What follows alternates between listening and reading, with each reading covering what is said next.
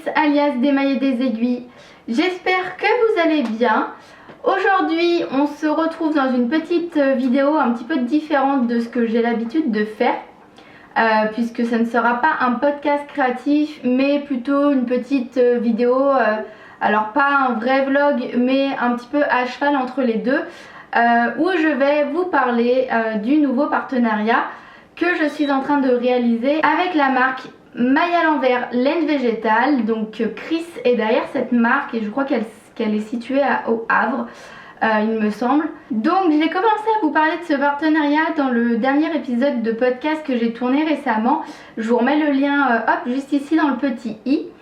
Et du coup je me suis dit que voilà, prendre le temps de vous présenter un peu plus en détail les laines, l'objectif du partenariat, pourquoi j'ai accepté, etc., etc. Et également les étapes de tricot du projet que je vais réaliser, que ça serait pas mal. Je l'avais déjà réalisé quand j'avais fait, alors c'était l'année dernière, le partenariat avec Woolly Laine pour le cocon de naissance. Je vous remets le lien juste ici si ça vous intéresse. Mais du coup je trouve ça bien en fait de pouvoir suivre l'évolution d'un projet. Ça me permet d'avoir mes retours assez spontanément au moment où j'ai fait la chose, et pas avec 3 ou 4 mois de latence, le temps que le projet soit tricoté, que la laine soit bloquée, que les photos soient faites, etc., etc. Et je trouve le format vidéo très adapté pour ce type de retour. Donc je me suis dit que j'allais recommencer. Alors je vais vous présenter le logo déjà de la marque. Hop, comme ceci. Donc maille à l'envers laine végétale. Et derrière je vous mets tous les petits liens en fait pour retrouver cette marque là. Donc en fait j'ai été contactée par l'intermédiaire de la personne, il me semble, qui a créé la boutique, enfin le site internet de Chris.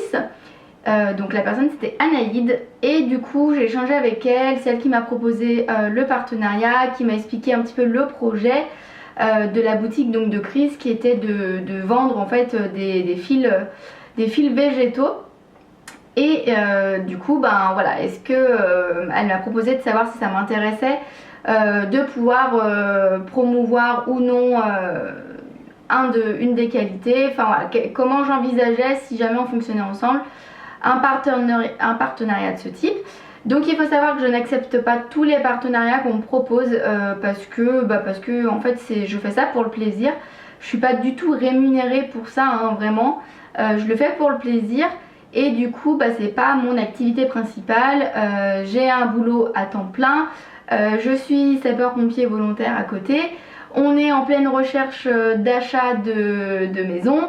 Voilà, autant vous dire, je suis bien occupée, donc je fais vraiment ça sur mon temps libre. En fait c'est du temps de tricot ou de loisirs créatifs que je prends pour faire ces petites vidéos.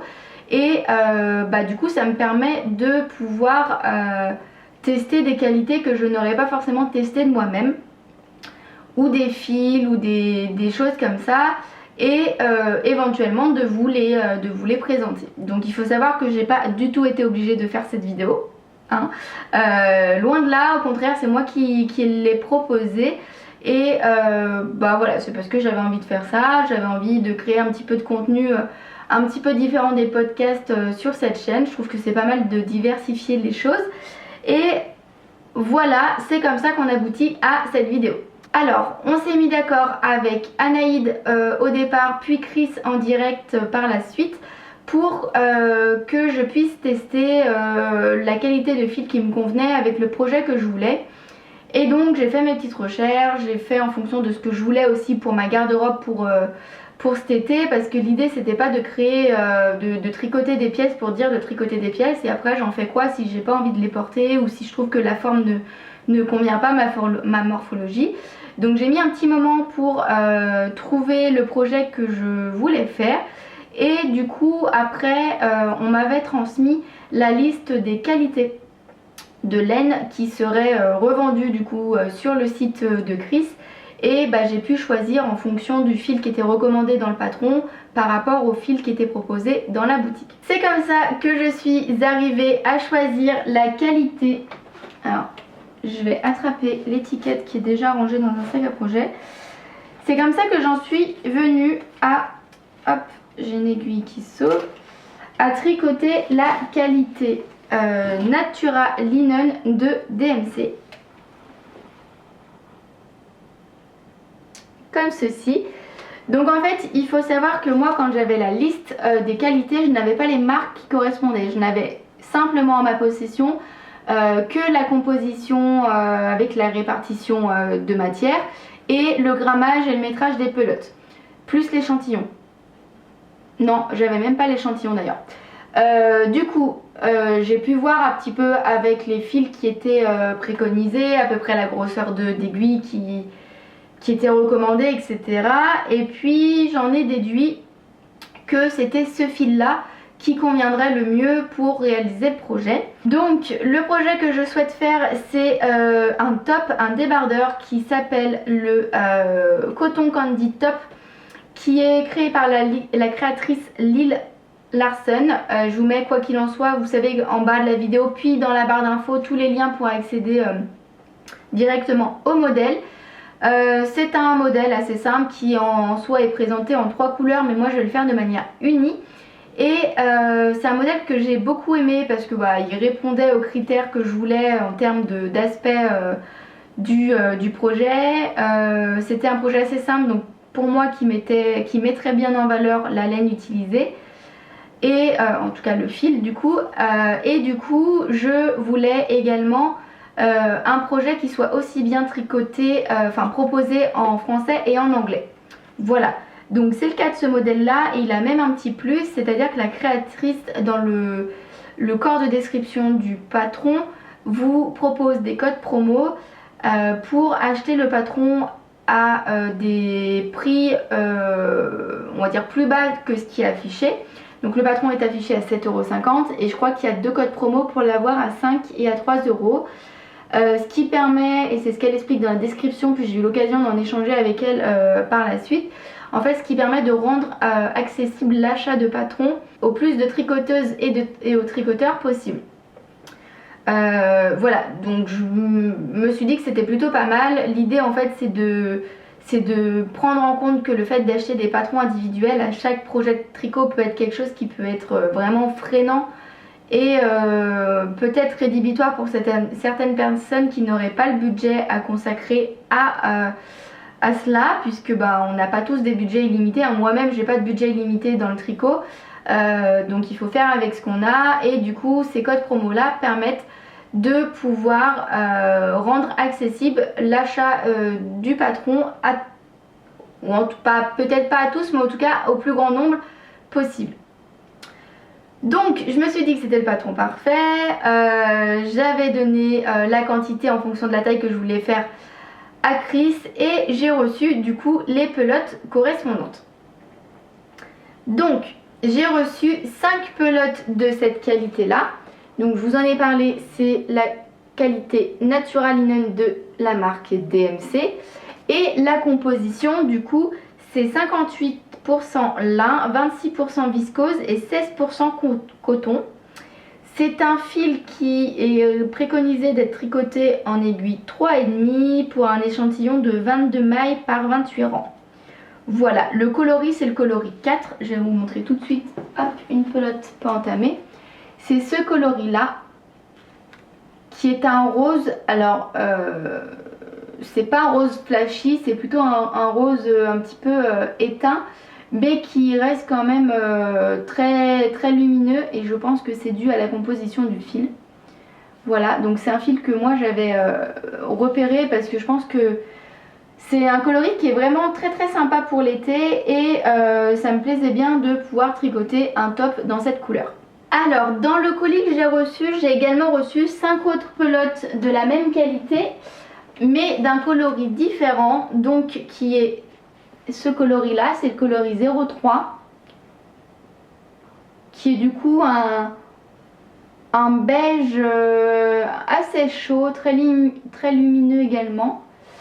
Et en fait c'est Chris qui m'a fait la surprise, puisque quand je discutais avec elle pour lui proposer mes choix, etc., je lui disais que je partais sur ce coloris là, le 04, mais que j'avais énormément hésité avec le coloris 03 également, parce que c'est toujours bien aussi d'avoir des choses un petit peu neutres dans la garde-robe, et que j'ai un top que j'ai tricoté, qui est le top Mamselle de le style knitting. Je vous mets une petite photo quelque part dans la vidéo, mais qui est déjà en fait dans un petit rose très clair, et du coup je me suis dit que ça pouvait être assez rapprochant, et moi je le considère ce coloris là comme un neutre, donc peut-être que ça ferait redondant d'avoir deux neutres. Bref, en tout cas j'étais partie sur celui-là, mais Chris m'a fait la surprise de mettre également la même quantité dans ce coloris là. Donc du coup je vous le remontre un petit peu. Je suis vraiment super contente, parce que je ne sais pas si je vais faire deux fois le même top pour moi, si je vais faire du coup une fois le top en question plus un autre projet pour tester un petit peu sur une autre coupe, enfin en tout cas une autre forme de projet, la laine, enfin le fil. Et sinon je m'étais dit que je pouvais également faire le même projet, mais pour ma maman qui elle porte totalement ce genre de coloris là.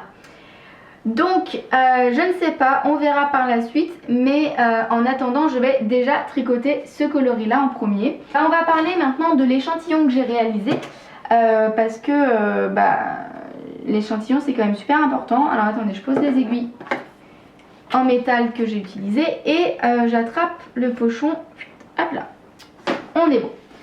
Alors donc ça c'est la petite étiquette, je vous l'ai déjà montré, je vais la mettre ici pour pas la perdre. Et ça c'est l'échantillon que j'ai réalisé hier. Voilà. Donc c'est un échantillon qui n'a pas été bloqué ni lavé encore. Il est brut, je l'ai terminé hier soir. Voilà, j'ai tricoté, j'ai pris ma pelote, j'ai monté des mailles, j'ai tricoté et basta. J'y ai plus retouché, j'ai pas eu le temps. Ce que je voulais vous dire, c'est que l'échantillon, je l'ai fait volontairement avec plus de mailles que recommandé par l'étiquette ou le projet, parce que le projet il recommande 22 mailles pour 31 rangs et l'étiquette préconise 22 mailles pour 28 rangs. Donc j'ai monté plus de mailles, j'ai monté 30 mailles en tout. J'ai pas fait les bordures en point mousse sur le côté parce que ça a tendance à un petit peu fausser la donne au niveau de la hauteur, vu que ça, enfin comment dire, le point mousse a tendance à un petit peu je trouve pas mon mot, pas à réduire, mais en tout cas à pas avoir la même élasticité qu'une bordure en jersey. Voilà, donc j'ai décidé de faire en tout cas toutes mes mailles en jersey, mais j'ai quand même, pour éviter que ça roulotte, encadré de quelques rangs de points mousse en haut et en bas. Donc j'ai fait 30 mailles et je pense que j'ai quand même bien fait les 31 rangs sur la hauteur. Voilà, j'ai mesuré pour le moment mon échantillon non bloqué, j'atteins bien les 31 rangs, enfin pour 31 rangs j'ai bien 10 cm, donc ça c'est bien comme recommandé dans le patron. Et pour le nombre de mailles, par contre je n'ai pas 22 mailles, mais j'ai besoin de 24 mailles pour 10 cm. Ce qui veut dire que mon échantillon est plus petit que ce qui est recommandé, ce qu'il me faut plus de mailles pour arriver à cette fameuse, on va dire cette règle, en tout cas la norme utilisée pour pouvoir comparer ces 10 cm. Donc il me faut plus de mailles pour atteindre ces 10 cm que ce qui est recommandé. Donc je vais le laver, je vais le bloquer, je vais voir comment il évolue, et puis en fonction je choisirai la taille à tricoter dans le modèle. En l'état, il se peut que du coup que je puisse prendre une taille au-dessus de ce que j'aurais dû faire. Donc en fait une taille qui a plus de mailles pour avoir bien le bon nombre de centimètres au final, pour que je puisse rentrer dedans quand même. Ce qui est quand même un petit peu mieux quand on tricote un vêtement pour soi-même. Voilà, bah écoutez, je vous emmène, on va aller le laver, le bloquer, et on se retrouvera un peu plus tard pour les conclusions. Alors je vous le montre d'un peu plus près parce que je ne l'ai pas forcément fait en même temps que je parlais. Voici l'échantillon, hop, comme ceci. Donc pour moi le tissu est bon, on ne voit pas trop par transparence. J'ai laissé donc un peu de fil au début de mon montage d'émail, et puis là j'ai pas encore coupé le fil qui était rattaché à la pelote parce que je me dis qu'éventuellement je vais peut-être le détricoter pour utiliser vraiment la totalité des pelotes. Ça je ne sais pas encore, je verrai par la suite. Pour le moment le rendu, alors c'est assez surprenant parce qu'en pelote il n'a pas du tout le même rendu qu'en échantillon tricoté. En pelote ça fait l'effet d'un fil quand même qui est assez, alors peut-être pas rêche mais très sec, un peu rigide quand même. Et du coup je m'étais dit oula, à tricoter ça va peut-être pas forcément être très fluide, etc. Surtout que le fil est quand même assez régulier. Et en fait pas du tout. C'est quand même assez simple à tricoter. Le fil me paraissait, comment dire, fin par rapport à une fingering qui est quand même normalement au 100 grammes, qui compte plus de mètres, qui est censée être plus fine, et j'avais l'impression que c'était la même épaisseur. Mais écoutez, l'échantillon a l'air plutôt pas mal au niveau du tissu, c'est quand même fluide. Le rendu est plutôt agréable en fait. Quand je le passe sur ma peau, ça gratte pas du tout. Ça a même tendance à être, j'ai envie de dire que c'est, je sais pas comment décrire l'effet, mais en tout cas c'est un effet qu'on a déjà tous eu sur la peau avec des autres tissus. Pour moi c'est quelque chose qui peut très bien se porter à même la peau. En tout cas dans le cadre d'un débardeur, c'est ce que j'attends, c'est de pouvoir le porter vraiment par-dessus un soutien-gorge et basta, pour ne pas avoir trop chaud. Voilà, donc je pense que ça va bien remplir ce rôle là. Il est, pour moi en fait il me fait l'effet d'un fil frais, de quelque chose qui va être aéré, léger à porter. Je sais pas comment décrire cette sensation là au toucher, mais on sent vraiment que ça ne tient pas chaud en fait.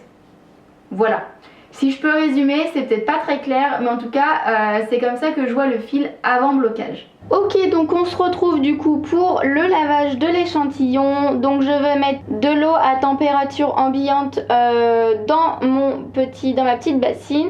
Je vais mettre mon échantillon, je vais rajouter un petit peu de collant et je vais laisser tremper pendant une dizaine, quinzaine de minutes.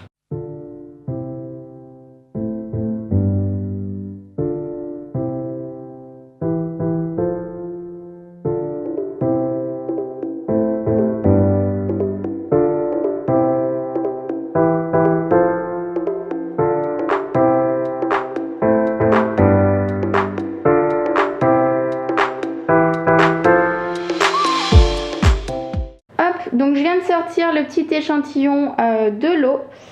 Je vais le poser sur une serviette éponge, même s'il est déjà bien essoré.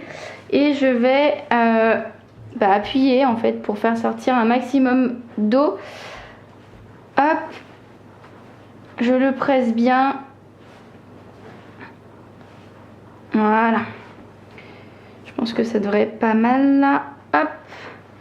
Je le récupère, j'enlève la serviette et je vais passer sur mon petit tapis de blocage. Alors, hop, je vais essayer de le mettre dans le bon sens par rapport à la pelote.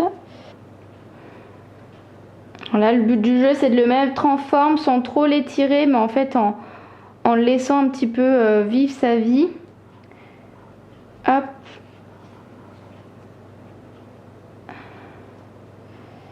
Par rapport... Ok. Bon, je pense qu'on n'est pas trop mal. Vous voyez, je pourrais l'étirer au maximum, mais en fait, c'est pas ce qu'on veut là. Donc, souvent, ce que je fais, c'est que je mets un petit moment à les mettre en forme. Parce que je les pose et puis je les renlève pour qu'ils gardent de leur souplesse. Mais globalement, là, je pense qu'on est pas mal. J'avais prévu de l'épingler, mais je pense que je vais pas le faire. Il a pas l'air de se rétracter tout seul. Je vais le laisser sécher comme ça et puis je remesurerai mon échantillon après coup pour voir si il a changé de ce que par rapport à ce que j'avais en fait mesuré avant le blocage. Et voilà, on est quelques heures plus tard. Mon échantillon est bien sec comme vous pouvez le voir. C'est l'avantage en fait d'être placé en canicule, en alerte canicule dans le Rhône, si on peut dire. Donc voilà, quelques heures à l'extérieur, pas au soleil direct, mais à l'extérieur sur une table bien à plat. Et voici le résultat. Alors comme ça, difficile de dire s'il y a un réel changement ou pas. En tout cas, voilà, vous voyez qu'il est toujours bien fluide. Au niveau du tissu, il est globalement comme quand je l'ai mis tout à l'heure. Et alors, donc là, on peut voir que j'ai pas tout à fait 10 cm. J'ai un peu plus de 9,5. Donc bon, globalement, pour le moment, en hauteur, ça me dérange pas trop. Faudra juste que je fasse attention au moment des emmanchures pour être sûr d'avoir assez d'espace en hauteur par rapport au haut de la bretelle qui va tomber sur l'épaule et que ça soit assez large, que ça ne soit pas trop étriqué au niveau de l'emmanchure qui va se trouver sous mon bras. Et maintenant, alors ce que je fais, c'est pour ça que je l'ai fait plus grand, c'est que je pose mon mètre en plein milieu pour avoir 10 cm. Voilà. Et après, je viens compter mes mailles.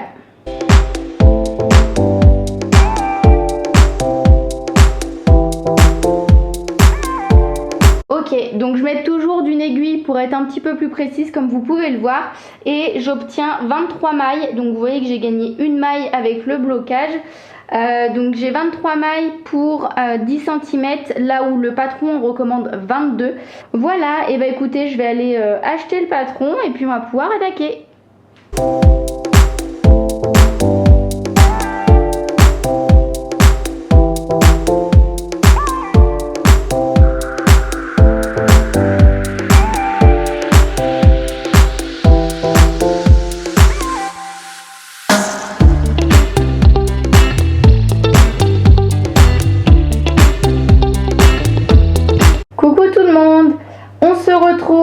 Quelques jours voire semaines après pour moi, mais quelques secondes seulement pour vous. Je voulais simplement vous faire un petit point sur l'avancée de mon coton Candid Top que vous pouvez voir justement sur l'image. Donc vous voyez que j'ai tricoté une bonne partie du corps. En fait je suis arrivée à la fin des diminutions puisque la forme du top est en A, c'est à dire que vous voyez en fait le bas du top sera plus large qu'au niveau de la poitrine. Donc du coup on fait des diminutions successives sur une bonne partie du corps. Donc je viens de terminer cette partie là et je viens d'attaquer ma troisième pelote, comme ceci. De fil végétal. Donc comme je le disais, comme c'est l'objet un petit peu de la vidéo, c'est en partenariat avec une maille à l'envers, laine végétale. Donc voilà, donc toujours aussi fan du rendu de ce fil, j'allais dire de la laine, mais non, c'en est pas. Vous pouvez voir que le rendu est un petit peu, alors il n'y a pas eu de blocage, donc irrégulier, c'est un petit peu normal, mais vous pouvez voir surtout qu'il y a des petites nuances et des petites irrégularités qui sont super sympas. Hop, comme ceci, je ne sais pas si vous verrez mieux comme ça.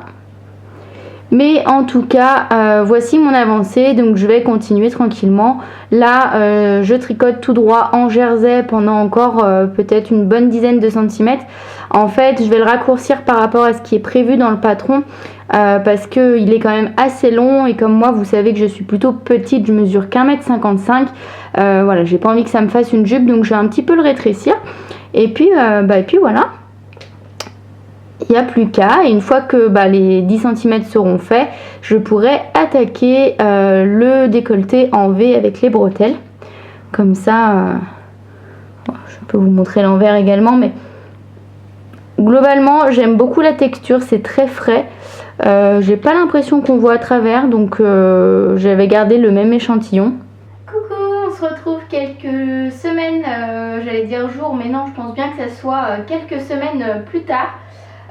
Donc je vais vous parler du Cozy Candid Top qui est maintenant terminé comme ceci. Voilà, donc je l'ai terminé hier soir. J'ai très peu de moments, voire même pas du tout je crois, où vous me voyez le tricoter parce qu'en fait je l'ai emmené en vacances et je l'ai pas mal avancé pendant mes vacances. Donc ce qu'on va faire, c'est qu'aujourd'hui on va rentrer les fils ensemble, on va le mettre au lavage, enfin le mettre à tremper dans de l'eau avec du savon, on va le mettre au blocage et on verra s'il sera sec avant la fin de la journée. Et dans ce cas, je vous montrerai probablement le rendu porté si jamais ce top est sec. Donc voilà ce qu'il rend en étant terminé. Je vous parlerai un petit peu des modifications que j'ai faites pendant que pendant que je vous explique le lavage ou peut-être au blocage. Je verrai à quel moment je le fais. En tout cas voilà, j'en suis déjà très contente, j'aime beaucoup le rendu de la laine et du coup on va passer au rentrage de fil. Alors moi je m'installe toujours, en fait là déjà c'est ma place sur le canapé là où je tricote tout le temps. Donc j'ai à côté une petite table où je peux poser tout mon matériel, la table basse où généralement il y a l'ordinateur devant. Et ce que je fais, c'est que je mets un petit podcast ou une série ou quelque chose comme ça et je rentre mes fils. Donc je les rentre mais je ne les coupe pas comme ça. En fait, une fois que je bloque le tricot, si ça bouge encore un peu, je les coupe une fois qu'il sera vraiment bloqué et sec. Voilà. Et ben je vous dis à tout de suite.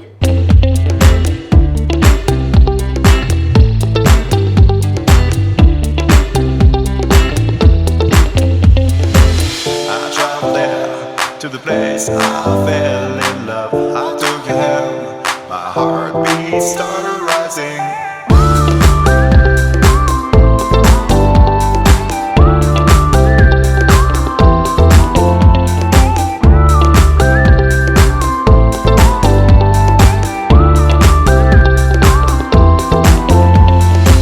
I traveled there, looking around for you, I kissed you there, longing for you.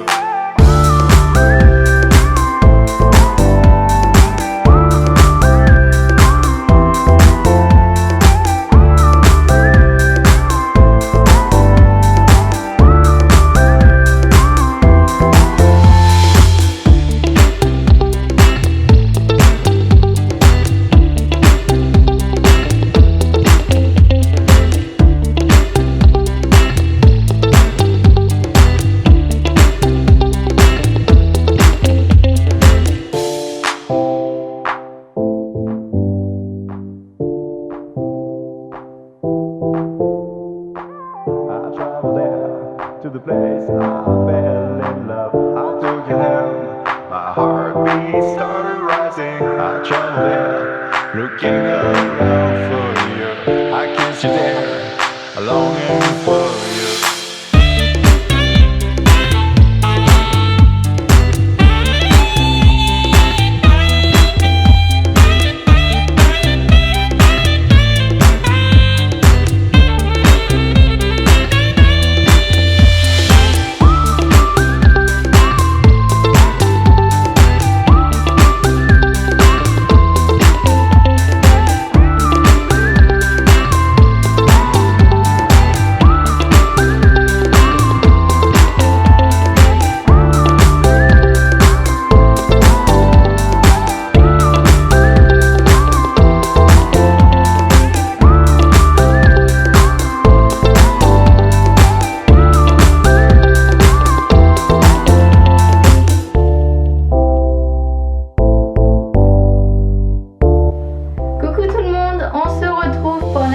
Petite partie de cette vidéo. Je porte donc le Cotton Candy top qui est terminé, lavé, bloqué et j'ai pu faire aujourd'hui les photos puisqu'il y avait un petit peu de soleil. C'est pas forcément le cas depuis un mois et demi donc bon, je l'ai pas fini il y a un mois et demi mais quand même ça faisait un petit moment que j'avais envie de prendre les photos et que je pouvais pas parce qu'il faisait un temps vraiment pourri. Donc aujourd'hui c'est fait, donc le voilà porté. Je vous fais un petit tour. Hop, comme ceci, vous remarquerez le bronzage très très sympathique de nageur de rando, puisque j'ai pas été à la plage cette année. Donc voilà, bronzage un petit peu, comment dire, pas très adapté pour vous montrer ce top, mais en tout cas j'en suis très contente.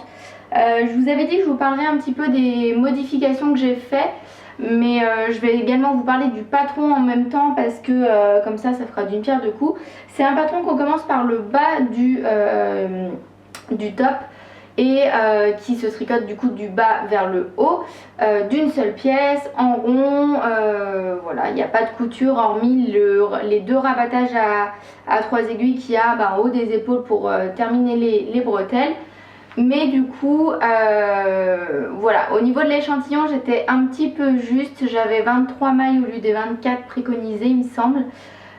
Donc ce que j'ai fait c'est qu'en commençant j'ai pris une taille, la taille supérieure par rapport à la taille que je devais faire. Je crois que je devais faire la 3e taille, j'ai monté les mailles de la 4e taille et en fait en diminuant j'ai réussi à rattraper le nombre de mailles de la 3e taille, donc j'ai dû faire un petit peu plus de diminution, je crois 1 ou 2 répétitions en plus. Et ce qui m'a permis d'avoir un peu plus d'aisance au niveau ici des hanches. C'est là où je craignais, vu que mon échantillon était un peu juste, que la 3e taille ne soit pas adaptée. Voilà. La poitrine, j'avais fait le calcul, ça passait, donc je m'inquiétais pas trop si je tombais pile poil entre une taille 4 et une taille 3. Je savais que la taille 3 irait.